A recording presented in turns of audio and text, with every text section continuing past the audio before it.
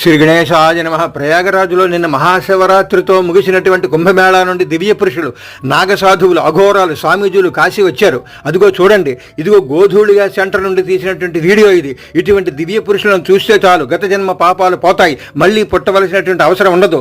కాశీ గంగా స్నానం, విశ్వనాథుని దర్శనం చేసుకుని అనంతరం వీళ్ళు వెళ్ళిపోతారు. ఎక్కడికి వెళతారో, ఎలా వెళతారో, ఎక్కడుంటారో ఎవరికీ తెలియదు. సైంటిస్టులకి ఇప్పటి వరకు తెలియలేదు.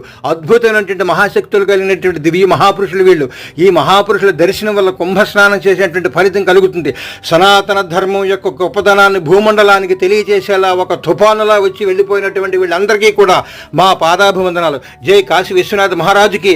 మీరందరూ కూడా మళ్ళీ 1-2 సార్లు చూడండి. మళ్ళీ జీవితంలో మళ్ళీ ఎన్నో సంవత్సరాలకో కానీ మనం చూడలేం ఇలాంటి దృశ్యాలు. చూడండి, 1-2 సార్లు పెట్టండి. మీ వాళ్ళందరికీ తెలుసో తెలీదో మీ బంధువులకి, మీ స్నేహితులకి అందరికీ పెట్టి సనాతన ధర్మం యొక్క గొప్పదనాన్ని చాటండి. జై కాశీ విశ్వనాథ మహారాజుకి.